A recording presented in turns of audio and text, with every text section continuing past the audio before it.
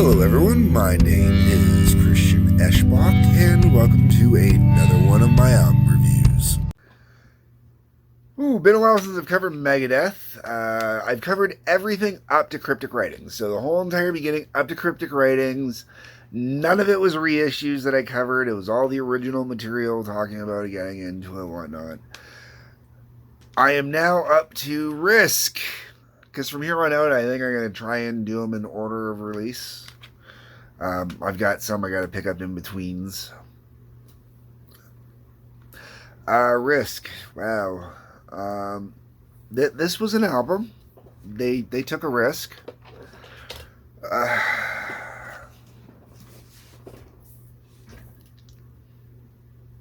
All right. I'm going to rattle off the tracks and I'm going to come back to a couple of them because most of them I'm just not impressed with. I'm going to blame Dan Huff as the producer for a good part of this. Who knows what Mustaine had part of. I think I may eventually get around to checking out the special reissue with the remixes and whatnot on it, because I wonder if the remixing of it would sound better, because I really don't like the way that this album was done. I don't like the production on it. I don't like the way it was done. I don't like the way that they played with it. It's like they were trying to be artistic and totally just kind of fucked it up. Didn't know how to do it right. If this album had followed directly after Countdown to Extinction, it might have been different, received different even. I might even view it differently than I do here, but following after Cryptic Writings with a little bit of a gap in there.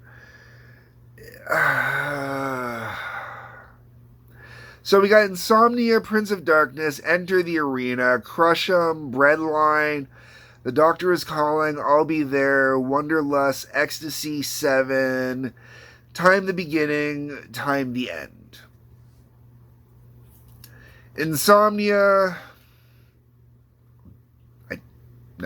I really don't understand that one and opening up the album. Prince of Darkness has some parts in it that are really good. I kind of like when it gets to the choruses. The choruses are pretty decent. The song overall is really kind of interesting, really kind of cool. And I would put it into here's something. If I were putting together a double album of Megadeth, so actual greatest hits or best of, and then tracks I really think you should check out because there's something interesting and different here, I think Prince of Darkness would go on there. Enter the Arena, it's just kind of a little filler. I don't like it. I think it actually kind of hurts going into Crush 'Em. And I don't really like Crush 'Em the whole way around. I can see some people that would. Got a good hook. If you're a WCW fan, you might as well. There's a reason there to like it. Not horrible, but not great. Breadline, I'd like to hear a different band do Breadline. I would like to hear an actual rock band do Breadline. A band in the vein of Van Halen, early Van Halen. David Lee Roth. I hate to say it. It's not a Sammy Hagar Van Halen kind of thing. This would definitely, obviously this is impossible, but I would love to have heard, Van Halen with Roth do Breadline. I think that could have been really cool. I think there's a few other bands out there that could have done Breadline, and it could have been really cool. And it's really weird because I think it's just the wrong song from Megadeth. It's an example of... this is one of those times I'm going to bring up the ex-wife and stuff she used to say when it came to being in a band with me. She always used to bug me to try and sell my songs separately away from our band because she thought I could actually make money that way.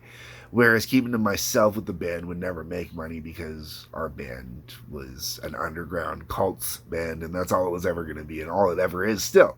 But I love the undergroundness of the Howling Odyssey, and that is why we rock. Okay, but Breadline, oh, maybe we could do Breadline. Not with the rendition we currently have, but with the old rendition, we could have possibly done a good version. But it's definitely a rock song. Okay, moving on. The Doctor is Calling. Don't even think of this one when the album's not playing. I'll be there. This one perplexes me when it comes on. I'm like, really, Megadeth? Wanderlust. Another one where I think if it was a different band, it would have been a good tune.